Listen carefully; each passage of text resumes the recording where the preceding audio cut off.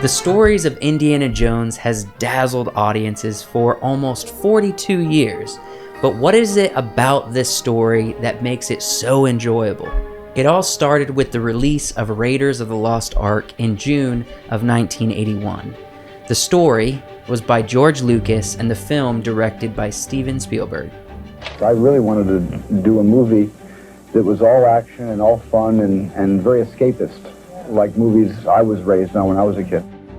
With 4 major films and spin-offs, the messages of the movie are simple but really inspiring to viewers. The character of Indiana Jones being an archaeologist brings an appreciation to the audience for history and learning, even though most of the artifacts in the movies are not based in reality, save the Ark of the Covenant.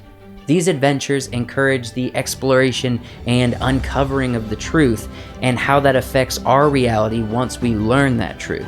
Indiana Jones as a character models courage and strength, as well as a willingness to help those around him who are in need, and to stand for what he knows is right. And finally, these stories show us the value of mending relationships that have been broken in the past. All of this is wrapped up in a fast-paced, emotional, violent, thrilling adventure for audiences to enjoy. One of the things that makes Indiana Jones attractive is his lack of respect for authority. Always makes a good movie hero. He's a bit of a scoundrel from time to time, but deep at his heart, he's a good guy, does good things for people. So in order to get a full understanding of the greatness of these movies, let's go back to the beginning and understand the creator's intention to build such an iconic character inside of these adventure stories. It was George Lucas that first came up with the idea for this action-packed story about an archaeologist. I came up with 2 ideas. One was a space adventure, one was the adventure of an archaeologist looking for supernatural artifacts. I landed on the space thing and said this has got more potential. I think this is going to be more fun to do.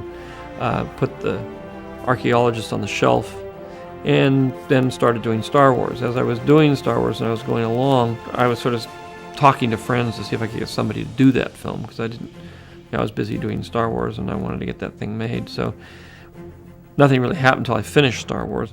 It was on the beaches of Hawaii that George Lucas was relaxing, and he happened to be with his good friend Steven Spielberg at the time. I just finished Star Wars and I was on the beach in Hawaii, and Steve came over to visit. He was telling me how he wanted to do an action-adventure film like James Bond films.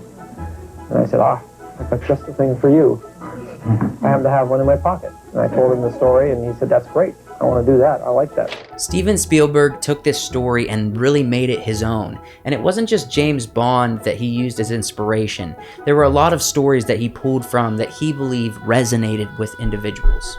I think when you go out on a limb to either reintroduce an old genre or invent a new one, it's scary, because a film like Raiders is an animal unto itself, and there was nothing they ever had to compare it to. George and I were able to compare it to Tailspin Tommy and Spy Smasher and The Mark of Zorro and all the great serials of the late 40s and early 50s. Lucas got the story and script written with the help of Philip Kaufman and Lawrence Kasdan. You might know Kaufman's work from movies like The Right Stuff or The Unbearable Lightness of Being. Also, the screenplay writer for Raiders, Lawrence Kasdan, worked on movies like The Big Chill, Wyatt Earp, and Silverado. And after the script was complete and approved, it now came time for casting.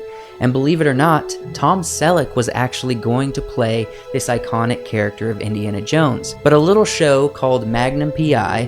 got in the way for the production scheduling, so it didn't work out for Tom to play this character. One fateful day, Lucas sent Harrison Ford the script. I got a call from George who said that he would like me to read a script as quickly as possible and then get over to Steven Spielberg's house and talk to Steven. And I read the script as quickly as I could.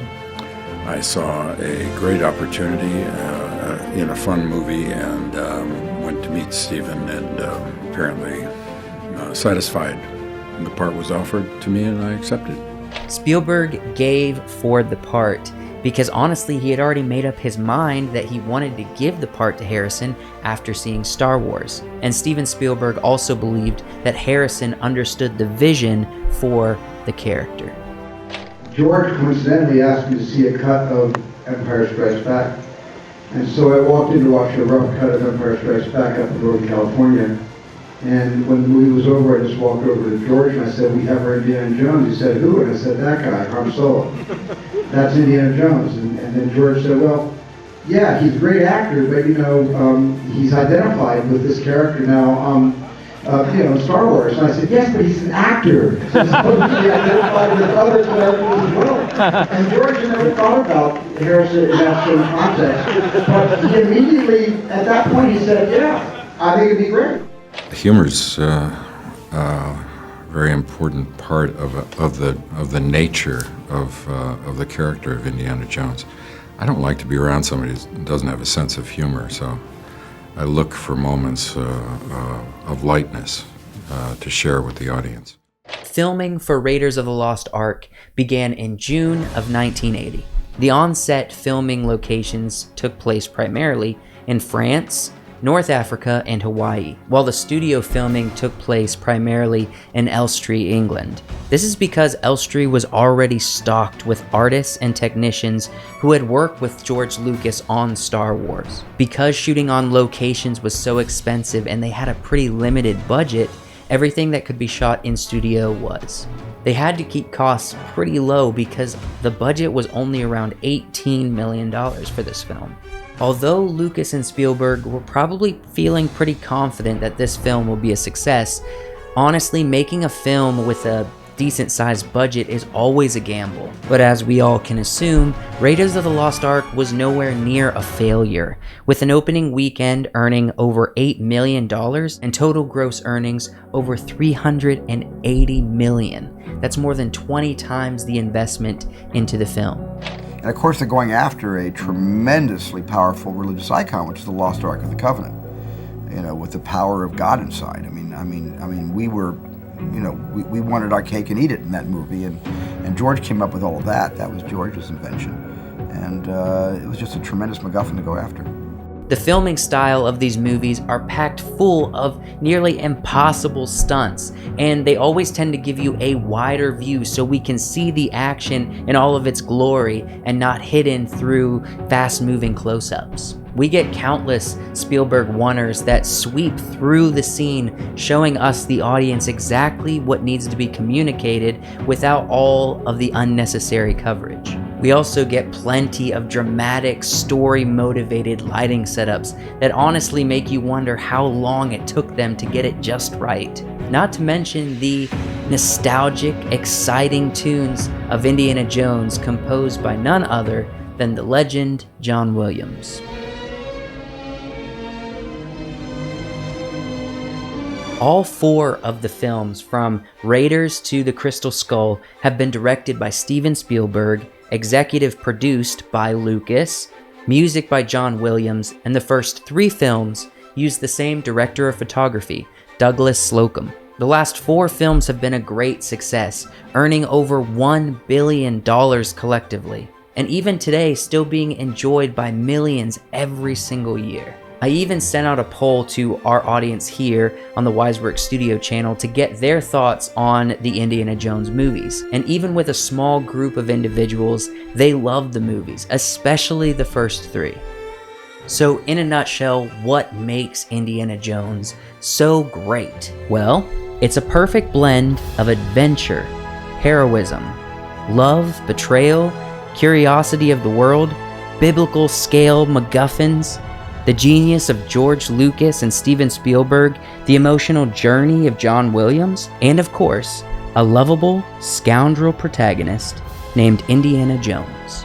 I knew that it was meant to be a series, and while I had not agreed to do 3 Star Wars films, in the case of Indiana Jones, I felt there was enough information to allow me to agree to do a number of those.